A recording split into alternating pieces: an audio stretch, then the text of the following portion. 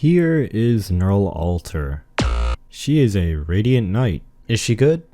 I've seen a lot of people be confused on what skills to mastery and what her kit even does, so as a person with a certified M9'd Nearl Alter trademark copyrighted patent pending, let me explain what makes her absolutely glorious. Oh, hey Nearl, what's up? She's trying to get better at hide and seek? I don't know, you must be pretty bad if you're always losing against Blumishine. Yeah, sure, I can help you get better. Nearl Alter is a Dreadnought guard, meaning she has extremely high HP and attack with low defense and arts resistance. It's pretty normal for the archetype to have these stats, but one thing I want to highlight here is her low defense. Nearl's defense is so low that she can't survive an Arc buff unless she is at least E2 level 52 with max trust. So you know, don't shoot her in the head until you raise her properly and she trusts you. Okay, so Nearl's first talent makes her stun all the enemies for 3 seconds in the 4 adjacent tiles on deployment, dealing 80% true damage. If the last deployed operator is of the Casimir's faction, she'll deal twice the damage, but get your dirty hands off the greasy keyboard for 1 second, okay? Just because you see the synergy doesn't mean you need to use it. Don't bring Whistlash or Blumishine into the squad so that Nearl can get 1 more P extra hit on that talent. Now, her first talent doesn't seem that big of a talent until you realize Nearl is a Dreadnought guard whose branch is known for hella dropping on tough enemies. The stun is the best part of this talent because it gives Nearl a softer landing compared to others in her archetype, allowing her to get free hits in. If the enemy is stun immune, then but more often than not, you'll be able to make use of this talent. Nearl's second talent makes her attacks ignore a certain amount of enemy defense. It's a simple talent. Ignoring defense equals more damage, and that's always nice.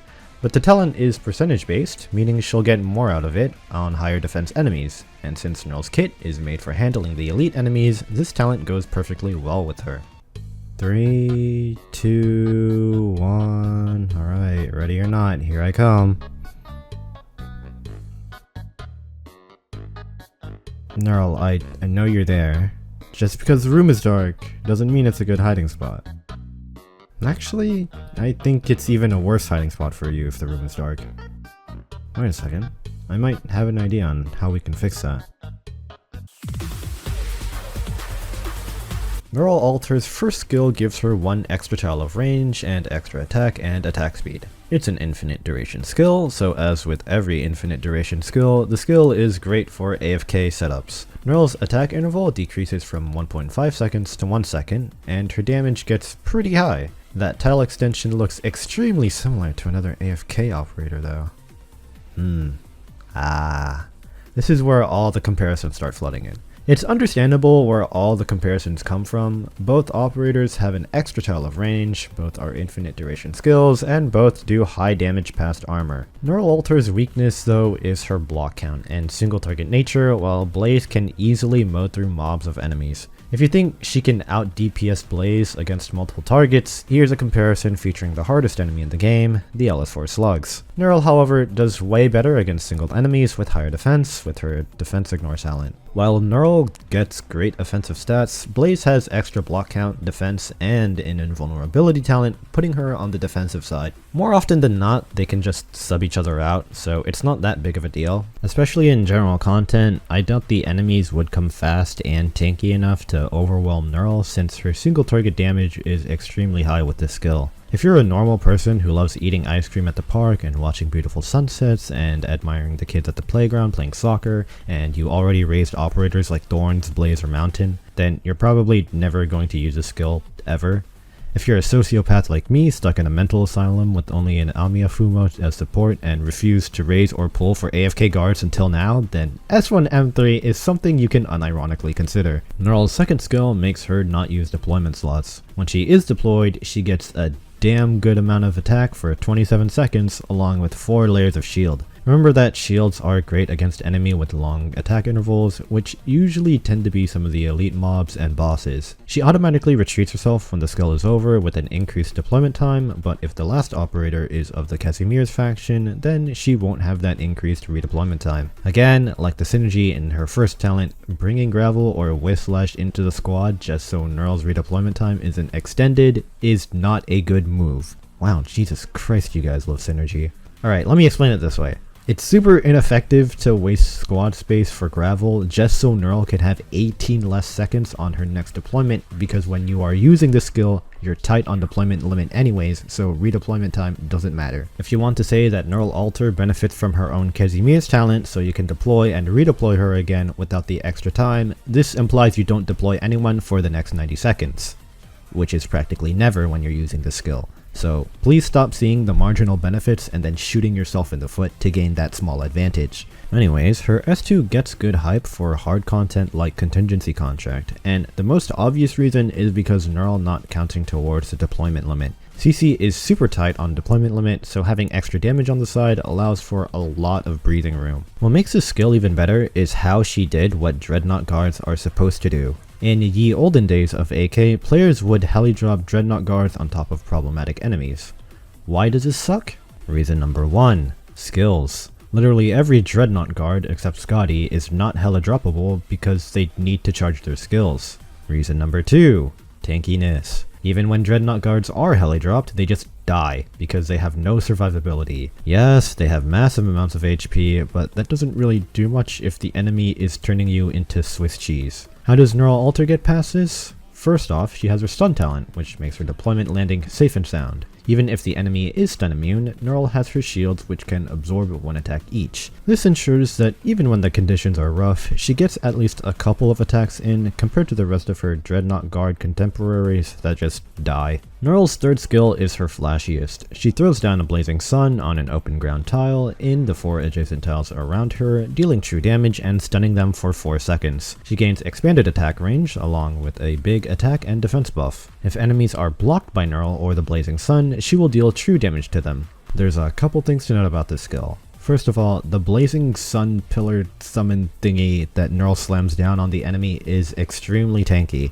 It comes down with the stun too, providing more time to get hits in. With that high of an HP stat, most enemies aren't getting through that thing, but worst case scenario, bosses and elite mobs will take a couple of seconds to chop it down, which can provide enough time to get more decent damage in. Having the pillar being able to deploy it on the 4 adjacent tiles though means it can be deployed behind her, which is, Nearl? What are you doing? Second of all, true damage is overrated. Cope, seize, mold, and stay mad. People see true damage and their eyes peel off from their skulls because the instant thought is, oh my god, it ignores defense and arts resistance, no way, without actually putting the numbers to the test. Yes, there are good cases of how true damage can shine in a strategy, but players for some reason love slapping things together because of synergy, even if there are better options to deal with the problem. With that being said, the condition for true damage on the skill is blocking. It's not something impossible to set up, but in CC, the true damage effect won't remain for long because of risks making the pillar and Nearl herself a lot less able to withstand hits. This doesn't mean the skill is worthless because you can't get true damage off. Nearl still has an attack stat of over 2700 at E2 max, and she also has that defense ignoring talent, letting her get damage in on even phase 1 Patriot who boasts over 2000 defense. Her defense is also doubled, which gives a lot more tankiness and makes it less risky if you want to Arc buff her. Nearl has her module on CN, which increases her attack to 115% if they're blocked, while also giving her more attack and HP.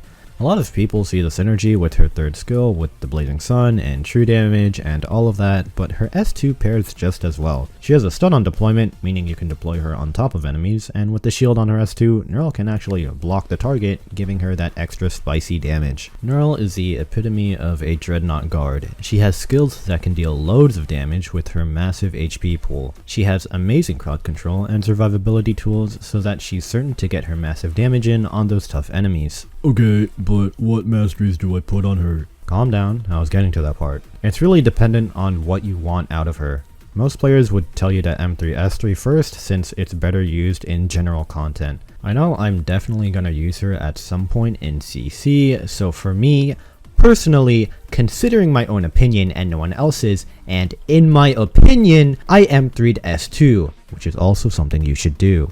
I put masteries on S1 because it's like a poor man's version of Blaze, but I'll get into why I actually M9'd Nearl alter later. Oh hey Blummy, what's up? You can't find Nearl in your game of hide and seek? I think I know exactly where she is.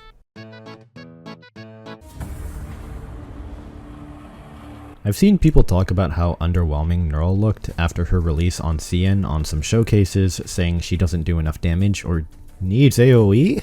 But then you look at the showcase and it literally says in the title, skill level 7. And this is something I want to do a mini rant on. The way people showcase operators will always be biased, including this analysis, which means that you also have to think about how if the video is showcasing the operator in a reasonable manner. Everyone knows buff armies and Liskarm SP batteries inflate the showcase, but if the operator doesn't do well at skill level 7, well maybe it's because her skills are at, you know, skill level 7. Anyways, Nearl alter is used in CC7 to tank freeze cross ability hits that deal way too much damage. Her shield, along with her high HP, allow her to tank hits and survive freeze arts damage attacks. With the boss's massive defense, the damage on her S2 falls off a bit, but she can still deal a decent chunk to him. In this CC8 no stall clear, her S2 was used to tank hits from the crossbow guys while lighting up the tiles to advance Surtur's deployment. She was also used to stun the bosses so SA could get his damage in. And you know, both of these moments in the clear had no more deployment slots left, so that S2 passive is coming in real handy. She also helped finish off the main threat of the map. But the real reason I M9'd Nearl alter? Integrated strategies 2. It's coming soon, and oh boy am I excited to use my fancy new operators. It's common practice to look at skills individually when analyzing an operator since you're only allowed to bring a single skill to the stage, but it's about time we look further and gaze upon the horizons like the anime protagonists we are.